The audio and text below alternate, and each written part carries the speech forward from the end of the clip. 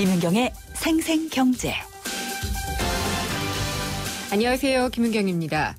능력도 있고 열정도 남성 못지않지만 여성은 힘이 딸립니다. 출산과 육아를 거치기 때문인데요. 경력을 계속 쌓기 위해 일하면서 가사 육아를 병행하는 이른바 워킹맘. 참 힘든 게 사실이고요. 아예 일을 그만뒀다가 다시 일하려고 하면은 자리가 없어서 고민입니다. 경력 단절 여성들도 어렵습니다. 네, 이 문제는 시장에 맡겨서는 해결되지 않습니다. 그래서 정부 정책이 매우 중요한데요. 생생경제와 한국전파진흥협회가 함께하는 2015 장기 프로젝트 집앤잡, 프로젝트 잡입니다. 오늘은 이 문제 집중적으로 풀어보겠습니다. 이어지는 얘기가 될 것 같은데요. 정부가 어제 제3차 저출산 고령사회 기본계획을 내놨습니다. 신혼부부들이 집 사는 자금, 대출 조금 더 많이 해주겠다고 하고요. 남성들의 육아휴직을 더 장려하겠다는 게 골자입니다. 글쎄요. 현실과 좀 동떨어진 얘기인가 아닌가 싶은데요. 기본계획의 내용과 효과 알아보겠습니다. 김은경의 생생경제 1부 시작합니다.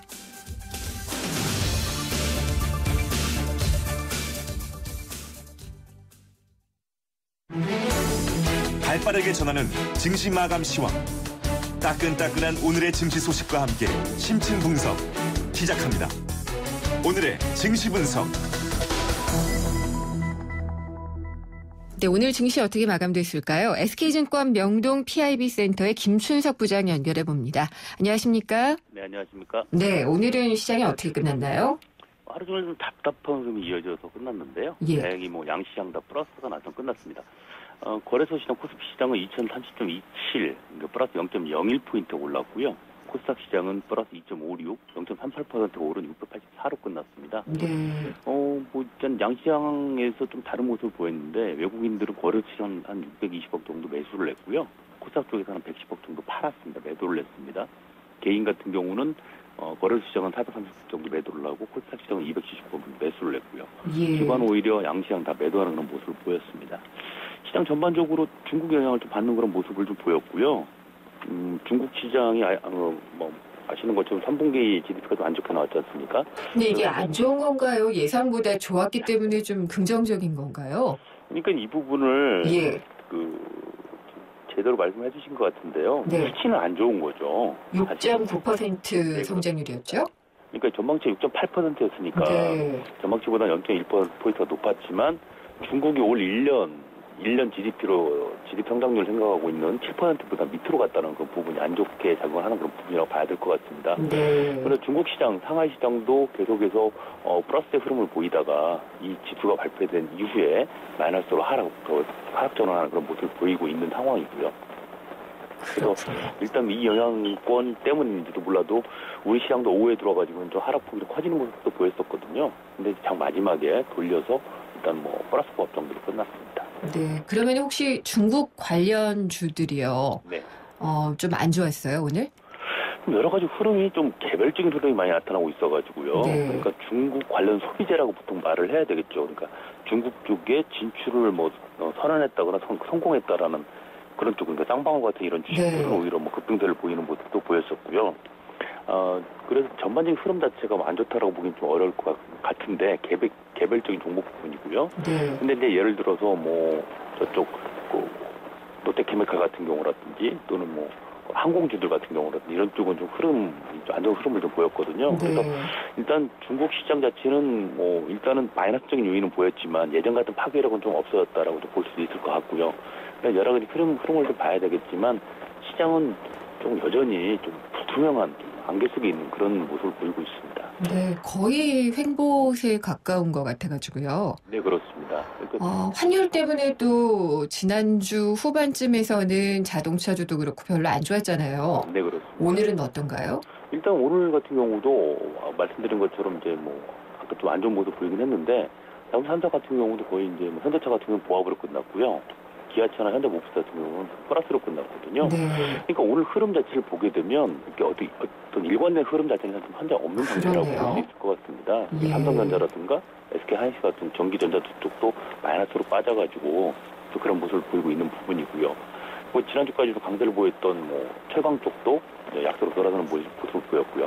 네. 좀 특이하다면은 조선주가 올라가는 부분인데요. 조선주요? 예, 그렇습니다. 대우조선 같은 경우는 뭐 아주 뭐 자구책이란 자구책 다 내놓고 있지 않습니까? 그러다 보니까 채권단에서 지원을 해서 네. 경영 정상을 시키겠다라는 얘기 자체가 나오면서 강세를 보였고요. 그리고 나머지 이제 그 조선사들도 마찬가지로 올해를 기점으로 해서 내년에는 좀 턴 어라운드 가능성이 있다는 얘기가 나오고 네. 수주가 늘어나고 있다는 얘기가 나오면서 강세를 보였고요. 그리고 이제 셀트리온 같은 쪽, 즉 바이오 쪽, 바이오 의약품 쪽이 오늘 상당히 강세를 보이는 모습을 보여서 좀 이체를 끌고 있습니다. 알겠습니다. 오늘 여기까지 듣도록 하겠습니다. 감사합니다. 네, 감사합니다. SK증권 명동 PIB 센터의 김춘석 부장이었습니다. 오늘 하루 당신이 꼭 알아야 할 경제 뉴스는 중요한 경제 뉴스를 콕콕 집어드립니다. 네, 오늘의 주요한 경제 뉴스 살펴보겠습니다. 뉴스원의 최명룡 기자입니다. 안녕하십니까? 네, 안녕하십니까. 보험료, 그러니까 보험 가격이라고 해야 되나요? 이게 그렇죠. 네. 전면 자유화된다라고 네. 하면은 소비자들은 인상 쪽으로 가겠구나라는 생각이 들어요. 뭐 맞습니다. 결론부터 말씀드리면 네. 뭐 그렇게 될 것 같습니다. 사실 보험 가격 자유화라는 것은 1993년부터 시작이 된 것이긴 한데 네. 그 이후와 지금까지 한 22년간은 정부에서 표준 이율 또 표준 약관이라는 것을 제시해 놓고 이 범위 내에서 자유롭게 해라 이렇게 했었습니다. 그러니까 이 약관 가이드라인에 딱 맞춰서 거의 대동소이한 그런 보험 상품들이 나왔었는데요. 네. 내년부터는 이 표준 약관, 표준 이율을 모두 폐지하겠다. 알아서 다 만들어라. 자유롭게 만들어라. 이렇게 바뀝니다. 금융위원회가 어제 보험산업 경쟁력 강화 로드맵이라는 걸 발표를 하면서 이 같은 내용을 발표를 했는데요. 지금까지는 표준 이율이 현재는 3.25%로 묶여 있어서 네. 3.25%에 맞춰서 보험 상품을 이렇게 만들어 놨습니다.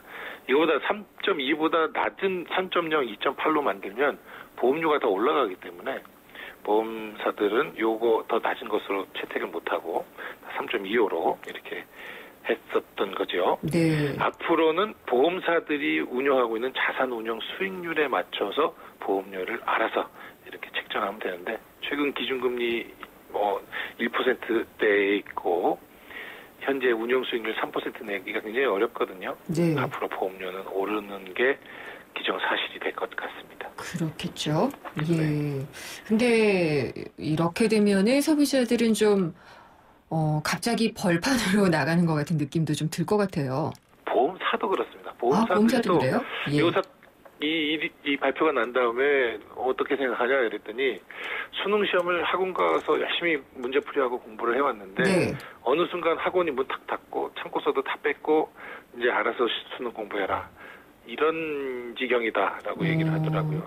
그래도 뭐 보험료를 인상해도 기존의 고객들이 많이 떨어져 나갈까요? 그런 거가 초반에 좀 혼란이 있을 것 같다 이런 걸 우려하는 것 같습니다. 예. 당연히 보험료가 똑같이 비슷하게 바뀌면 이 선택의 폭이 없으니까 이 똑같은 보험들을 이렇게 가입하는 건데 네. 이제는 거의 벌거숭이 같이 네. 다 이렇게 좀 어떤 회사가 얼마, 어떤 회사가 얼마, 어떤 상품 이런 게 다 까발려지기 때문에 네. 소비자들의 선택도 또 보험사들의 이 상품을 만드는데도 고민이 커질 것 같습니다. 둘 다 그러면 무한 경쟁의 시대로 그렇게 들어간다고? 예. 두 가지가 우려되는 게 말씀드린 것처럼 이렇게 보험료 인상이 되는 게 하나 우려고요. 네. 또 한 가지는 또 소비자들 보호책을 어떻게 마련할 것이냐. 이게 문제인데요. 지금 많이 풀려 있는 그 자동차 보험이라든가 실손 보상 보험 같은 경우는 자율적으로라도 표준 약관을 만들어서 조금 정형화된 상품을 내자 이렇게 얘기를 해놓고 있고요. 또 여러 가지 표준 약관에 담겨 있던 소비자 보호 관련 규제들은 의무화하는 것을 계속 유지한다. 네. 이런 얘기들을 하고 있습니다. 또 한 가지는 보험 상품을 보험 슈퍼마켓이나 인터넷 포털 같은 데에서 자유롭게 비교할 수 있는 그런 시스템도 만들기로 했고, 보험사들한테는 이 신종증권이라고 그러죠. 하이브리드 채권이라든가 후순위채 같은 것을 좀 자유롭게 발행을 할 수 있게 해서 이 자산 건전성을 조금 쉽게 이렇게 만들 수 있는 그런 유인책도 같이 담았습니다. 대포 통장에 대한 피해가 상당히 많다 이런 얘기는 있는데 네. 이게 가장 많이 당한 계층을 보면 20대 젊은이들이 제일 많다고 하네요. 20대라고 하면 좀 그 인터넷이나 스마트폰으로 다양한 정보를 접근하기 때문에 네. 이런 피해에서 조금 정보를 많이 얻을 수 있을 것 같다 이렇게 생각을 하는데 실제로 까봤더니 이 20대 남성들이 대포 통장 피해가 굉장히 많았는데요. 그렇군요. 취업이라는 미끼 때문에 통장을 빌려주는 경우가 많았기 때문이다. 이렇게 풀이가 되고 있습니다. 금융감독원이 5월부터 8월까지 은행연합회에 등록된 대포 통장을 조사를 해봤더니 총 12,913개가 집계가 됐고요. 네. 이 중에 20대가 3,471명, 26.9%로 가장 많았다고 합니다. 그 뒤를 이어서 40대, 30대, 50대, 60대 이런 순이었는데 어쨌든 네. 가장 젊은 층이 가장 많이 대포 통장에 이렇게 속았던 그런 게 나타나고 있습니다. 그 뭐 취업을 시켜주겠다 혹은 뭐 취업이 됐으니까 뭐 통장 번호 대라 뭐 이런 식인가 보죠? 그렇죠. 정확합니다. 취업을 뭐 시켜주겠다라는 말도 그렇고요. 취업이 됐으니 통장을 내놔라 이렇게 해서 통장 사본을 받은 뒤에 잠적해버리는 그런 경우도 가장 많죠. 뭐 남성이 여성보다 더 많았다고 합니다. 네. 아무래도 이 가게를 이끄는 이 가장의 역할을 하는 경우가 많다 보니까 좀 경제적으로 어려움을 겪다가 취업해준다 이런 얘기에 솔깃해서 이렇게 넘어가는 경우가 많은 것 같습니다. 남성이 65.6%, 여성이 34.3% 정도였다고 합니다. 네. 근데 이렇게 되면은 대포 통장 명의를 빌려준 사람 어떻게든지 간에 네. 이 사람도 범법자가 되는 거잖아요. 맞습니다. 처벌 규정이 있는데요. 최고 3년 이하의 징역 또는 2천만 원 이하의 벌금을 받게 되는데 또 이 대포 통장을 통해서 무슨 피해가 제2의 피해가 생겼으면 그 피해액의 50%까지 민사상 손해배상 책임도 부과된다고 합니다. 이렇게 처벌받는 경우는 고의적으로 대포 통장을 만든 경우가 대부분이고요. 이렇게 네. 실수로 한두 번 하는 경우는 큰 처벌까지 가지는 않지만 어쨌건 이 대포 통장 이 명의 도용에 대해서 한 번 더 좀 주의를 기울이시면 좋겠습니다. 직장 생활을 하는 보람이랄까요? 아니 의미가 있다면 월급이 나온다는 거잖아요. 그렇죠. 네. 근데 월급이 돈으로 안 나오고 우유로 나온 경우가 있네요. 참 조금 황당한데요. 예. 뭐 명절 보너스 같은 걸로 치즈 선물 이런 거 주는 것도 아니고 예. 월급 일부를 이 우유로 줬다 이런 얘기가 나와서 조금 우유 회사예요? 우유 회사입니다. 네. 그것도 우유업계 1위 회사입니다. 서울우유가 7월부터 9월까지 직원들에게 월급 대신에 예. 뭐 전액을 그렇게 한 건 아니고요. 직원들의 신청을 받아서 원하는 만큼의 액수를 돈 대신에 우유나 유제품으로 지급을 했다.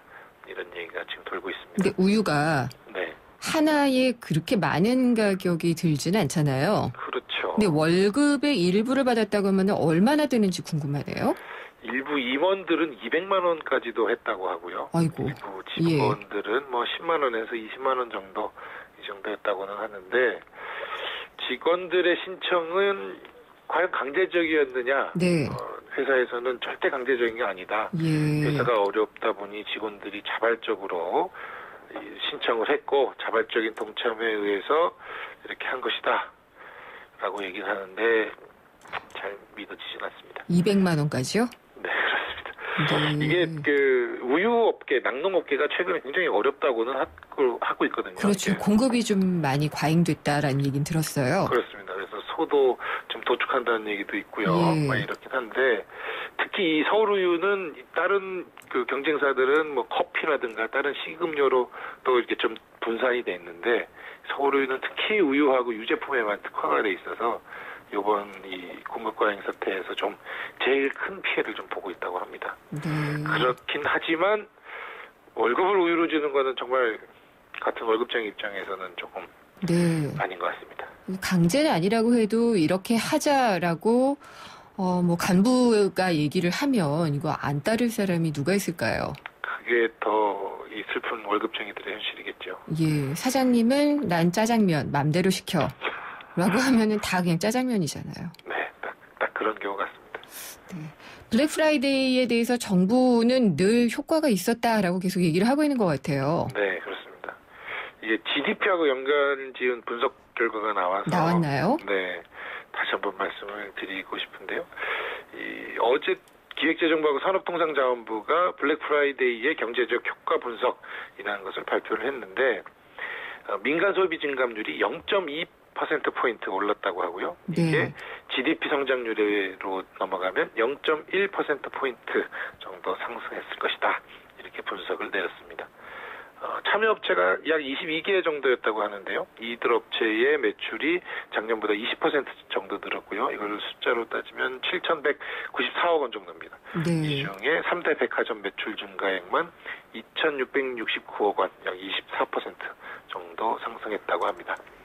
근데 이 블랙 프라이데이라는 게 어쨌건 앞으로 미래 소비를 해야 될 거를 앞당겨서 소비를 시킨 네. 그런 것이기 때문에 장기적으로 이번 보름간 이 블랙 프라이데이 효과가 있다고 해서 앞으로 11월, 12월에 계속 소비 진작 효과가 있을지 이거는 여전히 미지수입니다. 네. 정부는 내년에도 또 한 번 하겠다. 벌써부터 계획을 세웠다고 합니다. 정례화하겠다고 하더라고요. 그렇습니다. 네. 시간이 많지는 않지만 김우중 전 대우회장이 강연을 했는데 네. 이게 마지막 강연이다라고 밝혔나요? 본인이 그렇게 밝히셨습니다. 이미 80세가 되셔서 좀 어렵다, 더 이상 강연은 쉽지 않다 이렇게 얘기를 했는데요. 오늘 싱가포르에서 세계 한인무역협회가 주최하는 그 경제대회에서 네. 글로벌 비즈니스가 선진 한국을 이끈다 이런 제목으로 기조 강연을 했는데요. 옛날 대우 얘기 좀 하신 건가요? 맞습니다. 옛날 대우 얘기 좀 하셨고 지금 좀 한국인들이 해외로 나가는 게 좀 뜸해졌는데 해외 네. 이주 비율이 점점 줄어들고 있는데 경제활동 인구의 20%까지는 해외로 나가야 된다. 네. 아시아가 젊은이들에게 또 다른 마지막 기회의 땅이 될 것이다. 이런 얘기들을 다시 한번 했습니다. 잘 들었습니다. 감사합니다. 고맙습니다. 뉴스원의 최명용 기자였습니다. 안녕하세요. 유플러스 모델 보아입니다.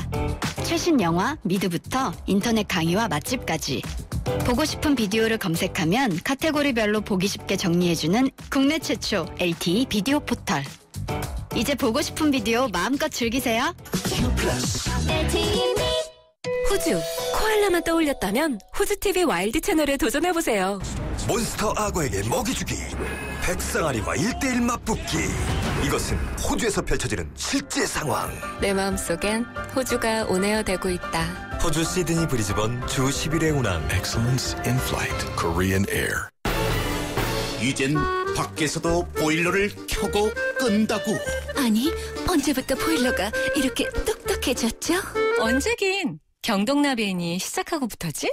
국내 최초 원격 제어 기술로 보일러의 스마트 시대를 이끌다. 국가대표 보일러? 경동나비인. 부산 하늘을 수놓을 별들이 뜬다. 김범수, 김태우, 알리 등 현대자동차가 선사하는 별들의 무대. 부산 불꽃축제 전야제 더 브릴리언트 콘서트 시즌4 10월 23일 광안리로 오세요. 자세한 내용은 홈페이지 참조. 현대자동차. 생생경제 1부 함께 하셨습니다. 2부에서는 생생경제와 한국전파진흥협회가 함께하고 있는 2015 장기 프로젝트 집앤잡. 이번은 2탄이죠. 최고의 경제정책은 일자리다 진행을 하고 있고요. 이번에는 경단녀 얘기를 해보려고 합니다. 경력이 단절돼서 일자리를 구하지 못하고 있는 여성들의 이야기입니다. 여성 일자리를 가져야지 나라도 가정도 경쟁력을 갖는다. 대통령도 그렇게 말씀을 하셨고 사실입니다. 그래서 청년 일자리도 어렵지만은 경단녀의 제대로 된 일자리 찾기 정말 어려운데 2부에서 워킹맘과 경단녀의 일자리 찾기 얘기를 해보도록 하겠습니다. 오늘도 생생경제에서 청취자분들을 위해서 선물을 준비를 해놓고 있는데요. 오늘 참여해 주신 분께는요. 알칼리수로 건강해지는 내 몸 에이수 한 박스 드리고요. 참 쉬운 중국어 문정아 중국어에서 드리는 10만 원 상당의 온라인 수강권도 준비가 돼 있고요. 한 개 더 있습니다. 오는 11월 22일 오전 9시 잠실 종합운동장 주 경기장에서 열리는 2015 손기정 평화 마라톤 대회 참가권을 드립니다. 참가자에게는 기념 셔츠 같은 기념품과 또 완주 메달도 드린다고 하는데요. 따시려면은 생생경제에 대한 의견을 문자로 보내주시면 됩니다. 짧은 건 50원이고요. 긴 건 100원의 정보 이용료가 부과되는 유료 문자입니다. 휴대전화 우물정의 0945번, 우물정의 0945번으로 보내주시면요. 몇 분 추첨해서 선물 보내드리겠습니다. 광고 듣고 생생경제 2부 이어집니다. YTN 라디오 캠페인. 물 없는 한라산, 물 없는 제주 바다를 상상할 수 있나요? 제주의 아름다운 자연과 풍경은 깨끗하고 건강한 물이 있기에 가능합니다. 제주를 아름답게 만들어주는 건강한 물은 우리의 몸과 마음도 아름답게 만들어줍니다. 건강한 몸과 마음을 지키는 일. 아름다운 물을 사랑하고 지키는 일에서부터 시작됩니다. YTN 라디오 아름다운 물 캠페인은 제주특별자치도 개발공사와 함께합니다. 우리 경제의 민낯을 한꺼풀 벗겨보는 경제 뉴스. 경제를 위한 새로운 시각. 김윤경의 생생경제.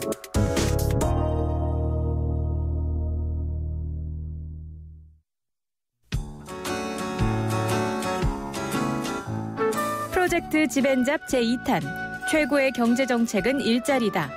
대한민국 일자리의 다양한 모습을 살펴봅니다.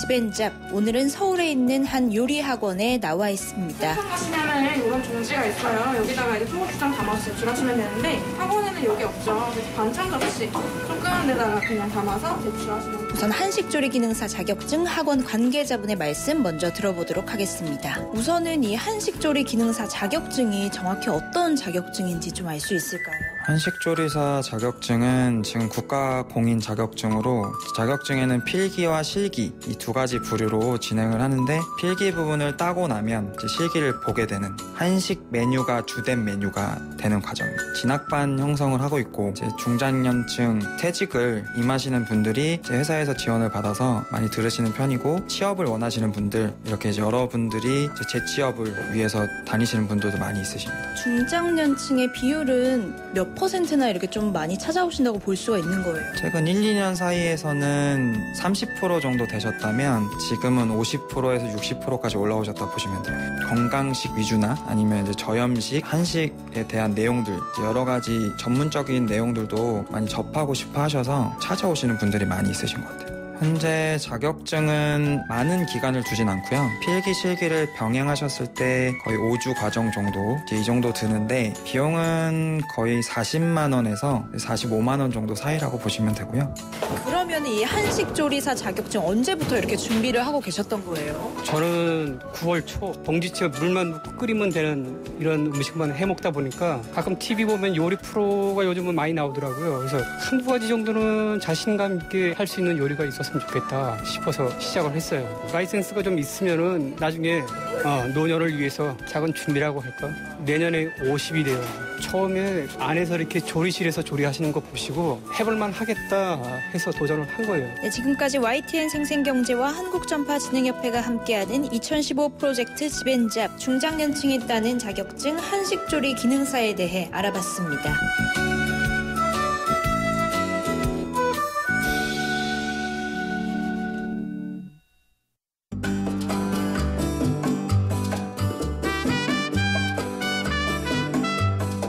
(2015년) 삶의 질 높이기 프로젝트 집앤잡 제2탄. 누구나 당당한 직업을 가지길 원합니다. 정말 일하고 싶어요. 최고의 경제정책은 일자리다. 우리 고용시장의 문제는 무엇? 생생경제와 한국전파진흥협회가 함께하고 있는 2015 장기 프로젝트 집앤잡 2탄입니다. 최고의 경제정책은 일자리다 얘기를 하고 있는데요. 프로젝트 잡 오늘 이 시간에는 여성 일자리 문제와 해결 방안을 얘기를 해보려고 합니다. 진짜 중요하거든요. 함께해 주실 분 스튜디오에 모셨습니다. 한국여성정책연구원 여성고용연구센터의 김난주 박사님입니다. 안녕하십니까? 네, 안녕하세요. 네, 반갑습니다. 나와주셔서 감사합니다. 감사합니다. 근데 저는 제가 한 20년 일해왔거든요. 네. 근데 그러다 보니까 저랑 이제 동기인 여자들은 아무도 없어요. 그러니까 밑으로 가면 여자들이 좀 있는 것 같은데 어느 기업이고 보면은 대부분 그런 현상이 일어나고 있지 않나요? 맞습니다. 예. 지금 이제 뭐 요즘 들어서 뭐 사법고시 절반이 여성이다, 네. 행시가 절반이 여성이다 하고 있는데요. 그러니까는 채용에서는 여성들이 뛰어난 여성들이 많기 때문에 성적 순으로 하면 여자만 뽑아야 될 수도 있어요. 그렇죠. 예. 근데 이제 채용까지는 이제 여성들이 잘 들어갑니다. 네. 근데 지금 그 부장님께서 말씀하신 것처럼 이제 제가 이제 공무원단 수치를 갖고 왔는데 왜냐하면 하도 공기업 공공 부분에 여성들이 파워가 네. 세다고 해서 네네.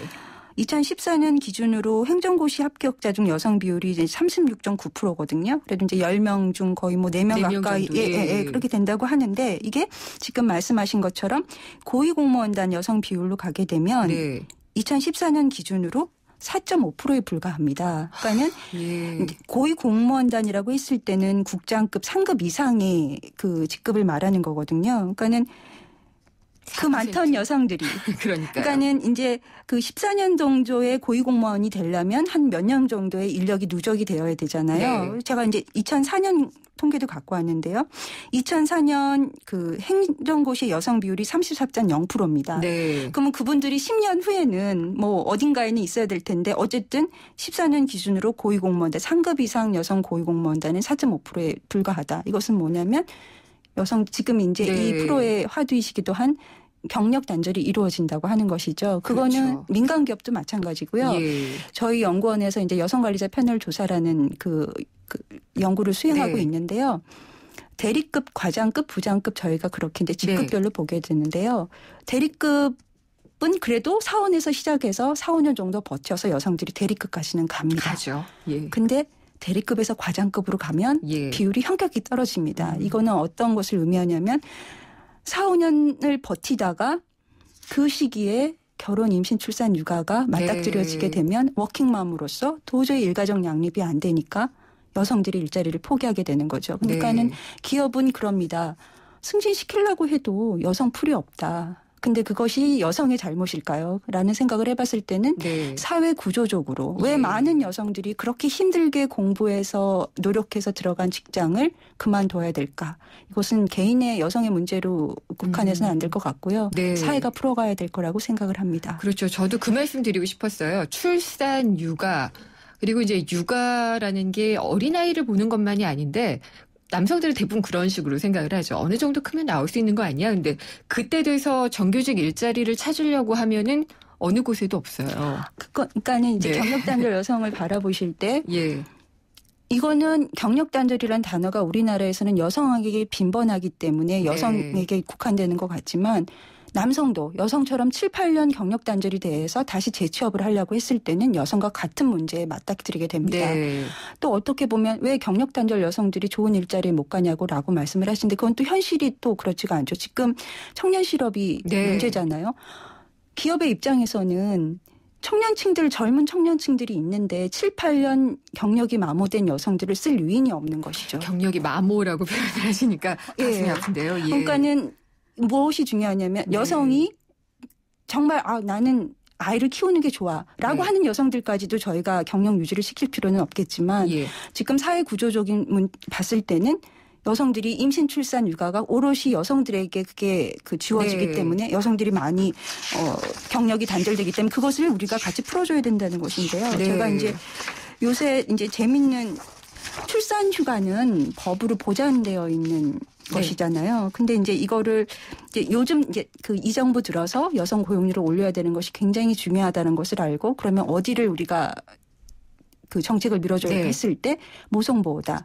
그렇게 말씀들을 하시거든요. 근데 지금 이 출산 휴가자 중 100인 이상에 차지하는 여성의 비율이 50.6%입니다. 그러니까는 출산 휴가를 가는 여성들이 10명이면 5명 이상은 100인 이상 사업체에서 나온다는 거예요. 근데 제가 이 수치를 왜 말씀드리냐면 아시다시피 우리나라에서 100인 이상 사업체가 차지하는 비율은 0.5%밖에 불과합니다. 99.5%가 100인 미만 사업장에서 일을 하고 있거든요. 100인 미만 사업장에서 일하고 있는 여성 근로자의 비율은 88.3%입니다. 그러니까 이렇게 작은데 한 사람이 빠지면은 그만큼 일을 못하니까 사장님 입장에서도 미안하지만 이 일자리는 다른 사람으로 써야겠다라고 얘기하는 게 어떻게 보면 이치에 맞기도 한 거예요. 그러니까 이제는 패러다임을 바꿔야 되죠. 우리는 항상 이게 모두 다 이게 국가적인 차원으로 보면은 이게 근데 어떤 분이 그러더라고요. 네. 남성들은 자기 아내는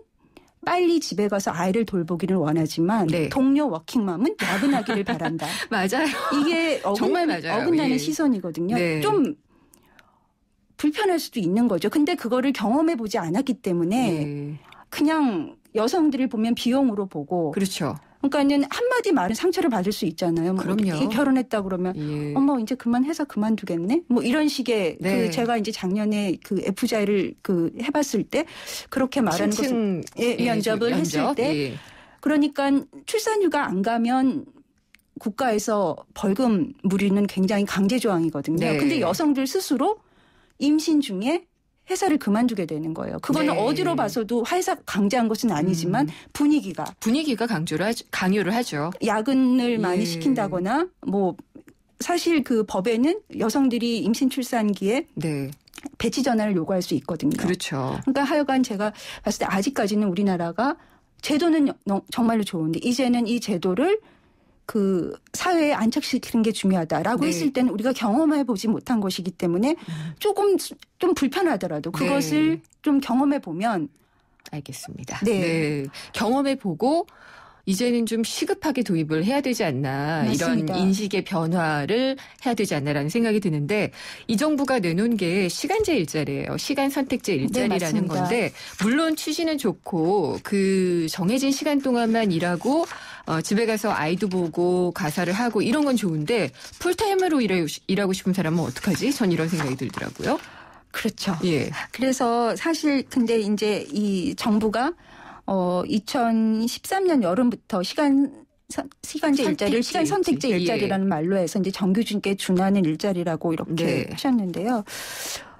접근은 굉장히 좋았다고 생각을 합니다. 어쨌든 여성들이 일을 그만뒀을 때는 일가정 양립이 안 돼서 장시간 근로에 노출이 돼서 그만두게 되는 거거든요. 근데 지금 지적하셨다시피 그 일자리의 질을 담보할 수 없기 때문에 그런데 그 정규직 시간제 일자리의 좋은 모델이 육아기 근로시간 단축제입니다. 그거는 육아를 할 동안은 단축 근무를 할 수 있다는 건가요? 그렇죠. 그리고 임금이 좀 삭감이 되는데 그 유럽에서는 이것이 그러니까는 육아기 근로시간 단축제라고 했을 때 우리나라에서는 육아휴직의 대상의 근로자들만 쓸 수 있게 만들어놨는데 다른 나라에서는 근로자가 가족 돌봄이라든지 여러 가지 사유로 근로시간을 단축할 수 있게 만들었습니다.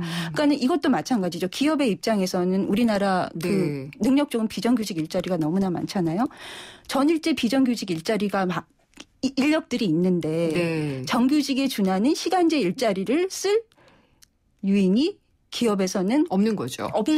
하지만 어쨌든 여성들이 시간제 일자리를 선호를 합니다. 선호를 하기 때문에 그것을 우리가 니즈를 무시할 수가 없기 때문에 그래서 저는 전환형 시간제라고 하거든요. 그런 것들이 안착이 되면 그것이 좋을 것 같다고 생각을 시간 합니다. 선택제 일자리가 그냥 당장 정말 영아에서 어린이 정도 되는 아이들을 키우는 사람만 택하는 게 아니라 사실 보면은 중학교 들어가고 고등학교 그렇습니다. 들어가고 굉장히 어려운 고비를 넘길 때가 많잖아요. 그때 되면은 그러니까 엄마들이 그만두는 거예요. 아예 이제는 뭐 육아 때문에라고 얘기할 수가 없기 때문에 그래서 방금 말씀하신 그렇게 좀 탄력적으로 운영하는 그런 제도가 도입이 된다면 상당히 좀 좋을 것 같다는 생각이 드네요.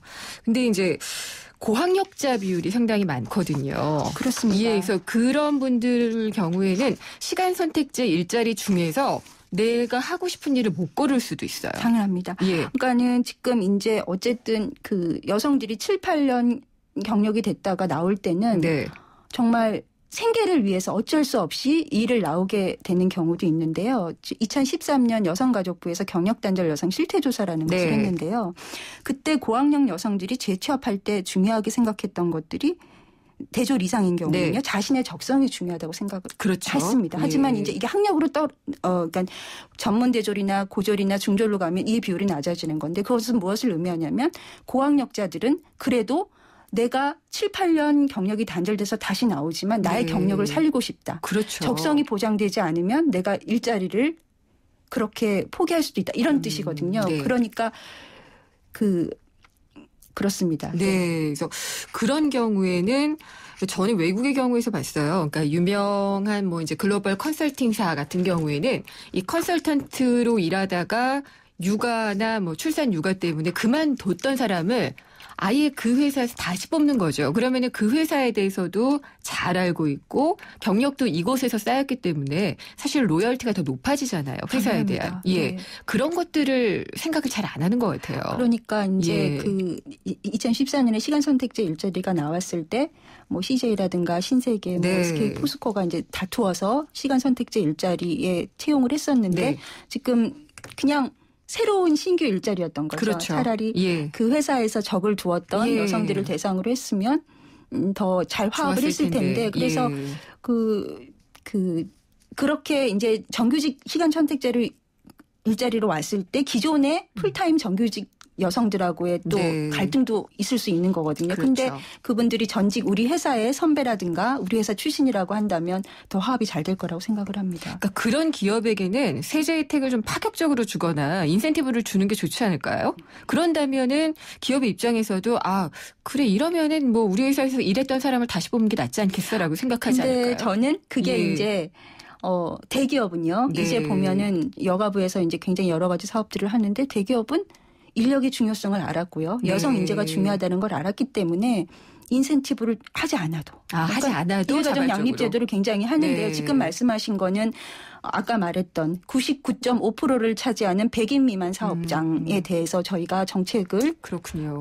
네. 출신자를 했을 때 지금 사실 뭐 시간제 일자리 했을 때 정부가 지원해 주거든요. 경력 단절 네. 여성 했을 때 지원을 하는데 더 나아가서 아이디어 차원에서 그 회사에서 그 당 회사에서 경력 단절이 된 여성들을 재채용할 때는 예. 더 많은 혜택을 주는 것도 굉장히 그렇죠. 좋은 방법으로 생각을 합니다. 저도 그 방법이 굉장히 좋다고 생각을 하는데 그리고 이제 육아휴직 그러니까 꽤 이제 저희 후배 세대들은 좀 써요. 그래서 뭐 1년 정도씩 아이를 키우고 나오고 그러기도 하는데 이 제도를 아직까지도 이제 남성분들이 쓰는 경우는 네가 왜? 뭐 이제 이런 식의 눈총을 준다든지 승진해서 불리하다든지 뭐 이런 것들 때문에 잘 못 쓰거든요. 제가 이제 또 그 관련 통계를 갖고 왔는데요. 네. 육아휴직이 이제 유급으로 된 게 2003년인데요. 네. 2003년 전체 육아휴직 근로자 중에서 남성이 차지하는 비율이 1.5%였고요. 네. 2014년은 4.5%에 불과했습니다. 늘긴 늘었네요. 그런데 이게 거의 100명 가면 그러면 맞벌이 부부들이 참 예. 많을 텐데 거의 다 여성들이 다 그 담당을 한다는 것이죠.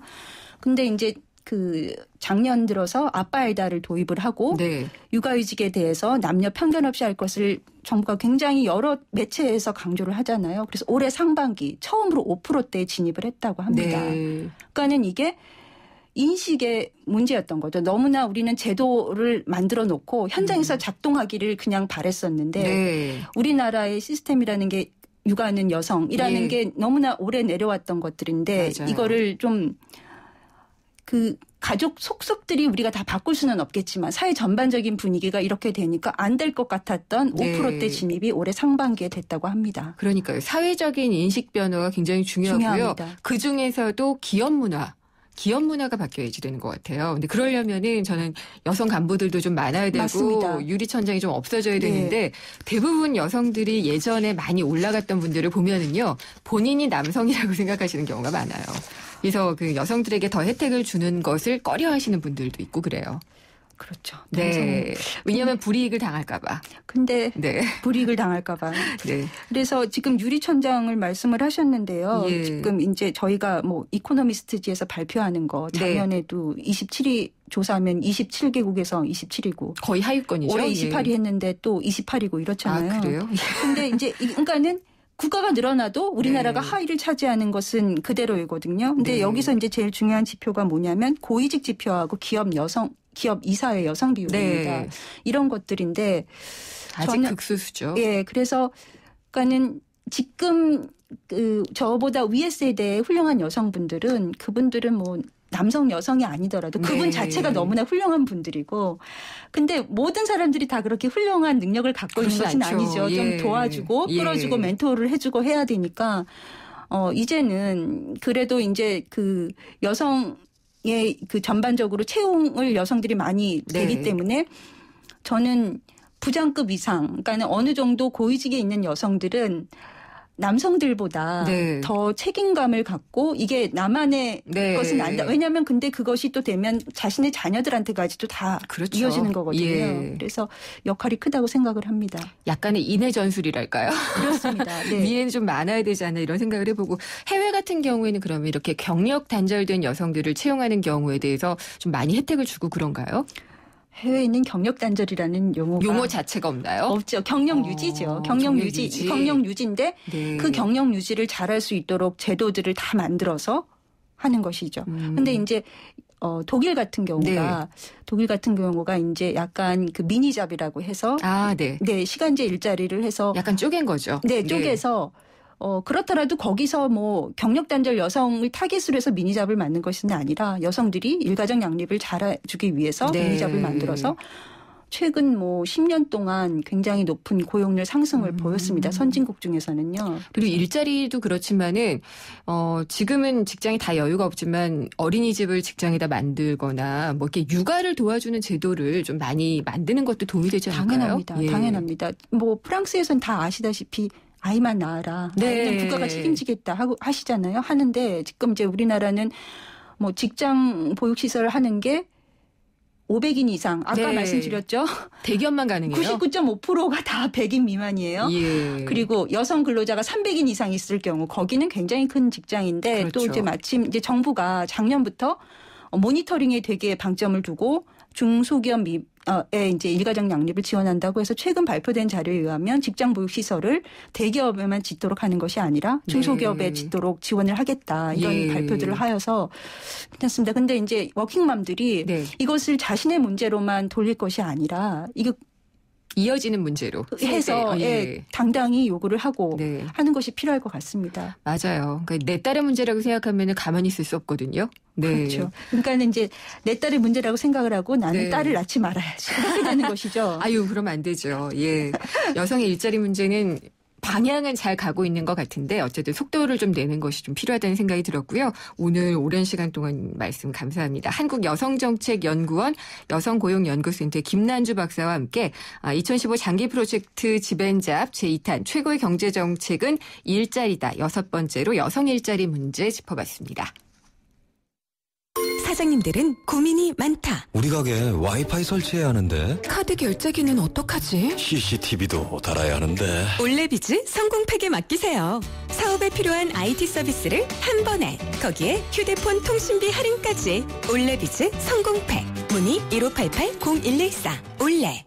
지금 이 순간 아빠가 출근할 때 우리 모두 다 같이 뭘 자꾸 짜? 짜먹는 감기야. 물 없이 먹을 수 있으니까 어디서나 감기 잡기 쉽거든. 약 먹는 타이밍을 놓치면 감기 잡는 타이밍을 놓치니까 국내 최초 짜먹는 감기약 대원제약. 기술이 있다. 오래 걸어도 다리가 편안한 등산화 기술.